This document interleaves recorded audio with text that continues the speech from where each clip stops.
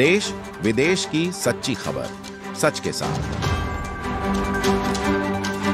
आप देख रहे हैं national India news. North Bengal के कूच बिहार जिले के तूफानगंज इलाके में एनआरसी को लेकर विवाद खड़ा हो गया। यहां रहने वाले मोमिना बीबी को एक बार फिर एनआरसी का नोटिस भेजा गया। मोमिना बीबी पिछले 40 सालों से तूफानगंज के बंशराजा इलाके में अपने बच्चों के साथ रह रही हैं। उनकी शादी असम के धुबरी जिले में जहीर मियां से हुई थी, लेकिन शादी के बाद वह तूफानगंज आ गई और यहीं बस गई। बीते 1 साल में उन्हें 3 बार एनआरसी का नोटिस मिल चुका है, जबकि उनके पास असम का कोई दस्तावेज या वोटर कार्ड तक नहीं है। इस मामले पर तृणमूल कांग्रेस ने तीखी प्रतिक्रिया दी है। उन्होंने कहा कि ऐसे नोटिस नागरिकों के साथ अन्याय है। अब यह सवाल उठने लगा है कि आखिर एक बंगाल निवासी को बार बार असम से क्यों जोड़ा जा रहा है। 58 বছর যে বয়স চলে তাহলে হিসাব করেন। আপনার বিয়ে কোথায় ছিল? আসামে। আসামে। কতদিন সংসার করেছিলেন? 1.5 বছর। স্বামীর বাড়ি কি ওখানে? হ্যাঁ, স্বামী এখানে এসেছে। স্বামী নিয়ে এখানে আসছি, তখন স্বামী 2 বাচ্চা হওয়ার পরে তখন চলে গেছে। স্বামী একবার তালাক দিয়ে চলে গেছে। আপনার এখানে কারা কারা পরিবারে কে কে আছে এখন? এখন আমার 2 ছেলে আর আমি। ছেলে এখন। তারপর আবার বিয়ে করছি, ওর স্বামীও মনে করেন ছাড়ার মতো। আচ্ছা। তাই আবার 2 ছেলে নিয়ে এখানে আসি। ওই প্রথম বিয়ে কোথায় হয়েছিল আপনার? এটা আগমনীতে। ওটা কত বছর আগে বিয়ে হয় তাও আপনার? মনে করো 18 বছর আগে বিয়ে হয়, মেয়ে ছেলে মানুষে। তখন বিয়ে হয়েছিল, মানে 1 বছর সংসার করেছিলেন। তারপরে ওখান থেকে স্বামী নিয়ে এখানে বাসা। এটা কার জমি এই জায়গাটা? আমার। এটা কিনছেন না বাপের বাড়ি নাকি? না না, বাপের না, এটা কিনে নেওয়া হয়েছে। পরে এসে কিনছেন এখানে।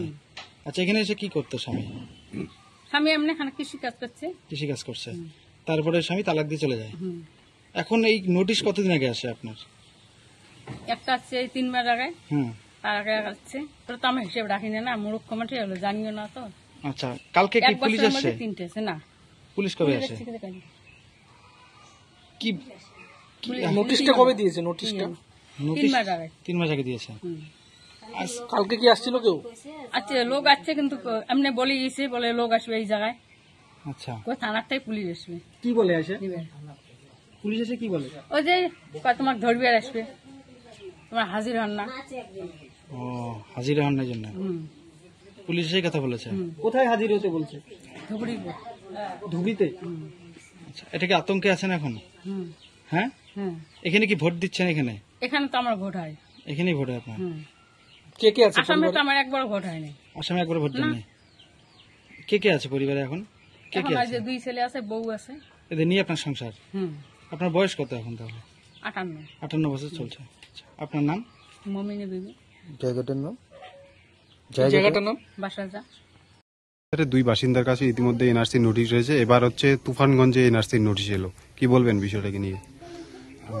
বিষয়টা খুবই উদ্বেগজনক। আমরা ইতিমধ্যে যেটা দেখছি যে আমাদের পশ্চিমবঙ্গের বসবাসকারী স্থায়ীভাবে যারা বসবাস করছেন দীর্ঘদিন থেকে, তাদের কাছে হুট করে আসামের সরকার এই এনআরসি নোটিশ পাঠাচ্ছে। আমরা এলাকাবাসী প্রত্যেকেই খুব উদ্বেগের মধ্যেই আছি। আমরা এটাকেও মেনে নিতে পারছি না, কারণ আমাদের এলাকায় মমিনা বিবি, যিনি বিবাহ সূত্রে আজকে থেকে প্রায় 40 বছর আগে ধুবড়ি জেলার কোনো একজনের সাথে তার বিবাহ সূত্রে সেখানে গিয়েছিলেন, কিন্তু সেখানে 1 বছর থাকবার পরে তিনি আবার পুনরায় বাপের বাড়িতে ফিরে আসেন। ইদানিং আমরা দেখছি যে তার কাছে পরপর 3টে নোটিশ করা হয়েছে। তারা যেহেতু মানে অতটা পড়াশোনা করেনি, তারা বুঝতে পারেনি প্রথমে। আমাদের নজরে সেটা গতকালকে আমাদের নজরে আসে এবং আজকে আমরা সকলে আসি, এসে দেখি আমরা সেটা যে এনআরসি একটা নোটিশ করা হয়েছে এবং সেটা নিয়ে আসাম সরকার বা ধুবড়ি কোর্টে সেটা দেখা করতে বলা হয়েছে বাড়িতেও।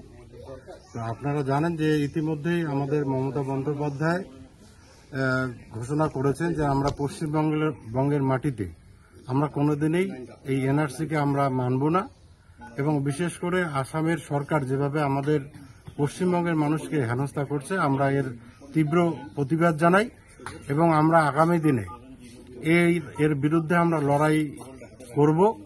আমরা সকল এলাকাবাসী আমরা একমত রয়েছি আমাদের এলাকায় কোনো এনআরসি আসামের মানা হবে না।